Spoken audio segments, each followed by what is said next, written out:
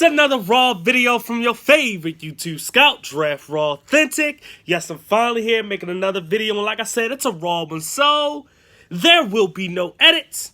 Now, if you already know, like I explained in a lot of my recent videos, I'm doing the 32 for 32 draft breakdown series, where I talk about 32 teams for 32 days during a draft breakdown for each and every team in the NFL for the 2018 draft. Now, if you can tell by looking at this video, yes, I'm a little tired. That's why my eyes are low, and I'm just kind of, I just look a little weird. But anyway, if you're seeing this video, then I've already done the AFC and NFC North. I've already done the AFC and NFC West, and I've already done the AFC East. So I'm still on the East Coast, and right now I'm starting the NFC East. And which team I'm going to start with? Well, obviously, if you can tell by the title, that is the New York Giants. Yes, the New York Giants. So you know what? Let's just get into it. With the first pick in the Giants 2018 NFL Draft, they chose Saquon Barkley. Now, I'm not going to go deep into Saquon Barkley because I have a separate video that I made some months ago where I talked about Saquon. So if you want to know my thoughts about Saquon Barkley, please go back and refer to the video that I have. It's called Saquon Barkley, quotation marks, overrated, question mark. Please check out that video to see my thoughts about Saquon Barkley. I usually go into the picks for each draft, but when I have that separate video, I say at least refer to that video, and then you'll get an understanding, because it's a pretty big video, pretty nice length video that I put my thoughts into, and I really went and studied deep on Saquon Barkley and what I thought about him. So I'm going to just leave it like that. Anyway, in the second round with their next pick, the New York Giants selected Will Hernandez, offensive guard, UTEP. Now, Will Hernandez is a guy that I actually like a lot. Now, the only problem that I had with Will Hernandez every single time I watched him was sometimes I questioned his technique. And the thing is that you can be in college and you can manhandle people, but if you're not using technique, then in the NFL, you're going to get basically tossed around and dog-ragged and whatever. Like, you're just not going to be that good. One of the best examples that I can explain, because Will Hernandez is not the only person that has done that coming out of college, not just period, but in this draft. I actually talked about a guy recently named Harrison Phillips that came out that I explained how I saw him use his strength a lot more, his natural powered strength, than actually use technique a lot. And I think that Will Hernandez does that kind of a bit too. I see him, he stops guys in their tracks. You know what I mean? Like he lowers his butt pretty good. He puts his hands on a guy and he uses that strength. But I want to see more, I guess, guys, most defensive tackles are bull rushers. They don't try to use a lot of speed. I wanted to see him go up against guys that had that type of speed or quickness and agility. Because then I question, will he be good enough? Is he going to sit there and try to punch and actually miss? Is he going to punch out and the person's going to knock his hands away and get around him? Those are the questions that I wonder about Will Hernandez. Is how good is his technique? One of the best examples that I can definitely explain was some years ago, back in 2010, the Baltimore Ravens selected Terrence Cody. Now, if you remember Terrence Cody, they called him nickname Mount Cody. He was a 6'4", 360-pound nose tackle for Alabama. Now, obviously, the Ravens, Ozzie Newsome, he does like picking Alabama players. I think that it's a little bit more far-fetched than how they explain it, because I think more recent years, he's picked a lot more Alabama players. But before Terrence Cody, he only picked like 2 Alabama players, period. So it was kind of, it may have been more than that, but it seemed like it was just 2.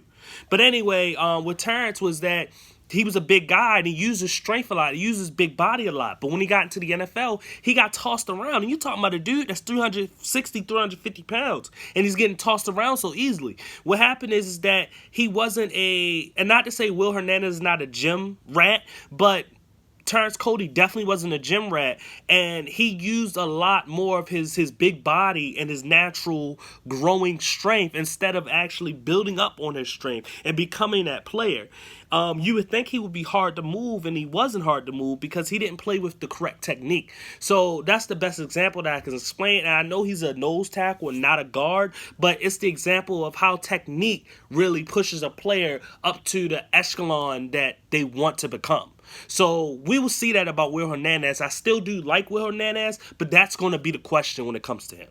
So then in the third round, they chose Lorenzo Carter. Now, Carter was a guy that I felt as though was more of a 3-4 outside linebacker. I don't know exactly what they're going to do with Lorenzo Carter. I don't know if they're going to have him just be a pass rusher. I don't know if they're going to have him be a linebacker. I know that the Giants do need linebackers. Probably one of the best things is that the relationship that Carter may have with Alec Ogletree, being as though, even though they never actually played together, you know how most players, they come from a certain college and they keep up with some of the players that are coming out of that same college. So maybe that will actually help. But if he does play linebacker, I see him as that Von Miller type. And I'm not calling Von Miller, but when Von Miller first came in the league, they played in a 4-3, the Denver Broncos, and then they switched to a 3-4 the year after. And that's what Von Miller was at that point. And he was one of those linebackers that actually could cover and then did have the ability to rush the passer. And I see that with Carter. Carter reminds me of Uchenna Nwasu that got drafted by the San Diego Chargers, where you talk about the natural athleticism. And I've seen Carter drop back in coverage as well. And I've seen Carter play with a lot of energy. If you know when I look at defense players, I love to look at energy. Energy is a huge thing for me. And that no give up attitude and just the keep going mentality. And that's what I liked about Carter when he rushed the passer. It was high energy. It was showing effort all the time. So we will see what happens with Carter. But I can say this is that if he's played in the right situation, he is going to be a good, solid player. And his athleticism should help him along the way. He has to build up more on his technique when it comes to rushing the passer, because he needs more than just 1 or 2 pass rushing moves. He needs to get a plethora of things. But it depends on where they're going to play Carter at.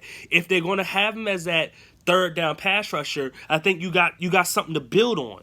But if you do use him as a linebacker, then you got someone that can be a linebacker on all 3 downs, and on third down you can have him come down and rush the passer for certain situations, and other times you have him drop back in coverage. He's got a lot of versatility to him. So to me, that's a solid pick for the New York Giants. Now with the next pick, also in the third round, they chose B.J. Hill. Now Hill was, besides Bradley Chubb on the NC State line, B.J. Hill was my second favorite player on that NC State defensive line. B.J. Hill was the best defensive tackle on that line. B.J. Hill made low-key, I don't think he's better than Vita Vea or Daron Payne, but he kind of is up there as one of the better defensive tackles. Now, I don't do rankings, so I'm not going to sit there and rank players, but I like B.J. Hill a lot because I think that he brings that natural solid defensive tackle skills that you're looking for. He's not highly like Daron Payne. I see a lot of high activity when it comes to him, a lot of high energy, a lot of effort. When I look at Vita Vea, I see a guy that just kind of manhandles people. I see a dude that plays with a lot of strength, and a guy that plays with just a lot of with natural athleticism for a big guy like a Haloti Ngata. But with B.J. Hill, you get that old school type of defensive tackle where he's going to hold his point at the attack and he's still going to shed blocks. He's going to do his job. He may not be like the upper echelon type of defensive tackles that make a bunch of plays like the Aaron Donald or Fletcher Cox, but he's going to at least be one of those solid defensive tackles in the league where a lot of people may not know his name, but every fan of this New York Giants team will definitely know his name. And because he's played for the Giants, his name's going to get put out there, period. But he's one of those guys where he's not going to be the like I said, the higher echelon guy, but he is going to be one of those solid players in the league that is going to give the Giants help for years and years to come. The simple fact is that they've had defensive tackles like him before. Now, going to their next pick, they choose Kyle Louetta. Now, with Kyle Louetta, I'm not the biggest fan of him, and I'm actually going to say this. Both Kyle Louetta and Mike White, two quarterbacks that played at the Senior Bowl, I like what I saw in terms of the accuracy that they had and the solid arm strength. But, when I watch the tape, I don't think they're as good as advertised. I think that they're solid players. They kind of remind me of those backup quarterbacks in the NFL that when they do get a chance to start, they do play pretty well. But are they going to be perennial starters in the league? Who knows? I mean, they have the high ceiling to become the Matt Hasselbacks or the Jake Del Holmes of the world. Or I guess a Luke or Josh McCown. I don't know which one. One of those McCowns that somehow gets a chance to start most of the time. Ryan Fitzpatrick is another example. But, they have that high ceiling being that, but then they have a low ceiling. But that low ceiling, I think, is still high, where you're going to get the guys like a Matt Castle, I guess you can say.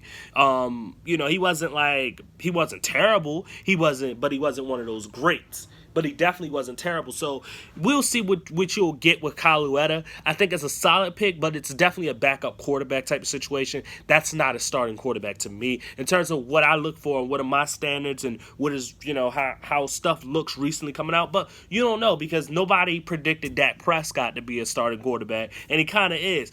But he's still got years to come, so we'll see when it comes to him. But anyway, Kyle Louetta still is a solid pick, backup quarterback for Eli Manning. Maybe next year they go further into then actually trying to choose a top quarterback. But like I said, we'll see. Anyway, with their last pick, which is kind of crazy, I didn't know they didn't have a 6 or 7 round pick.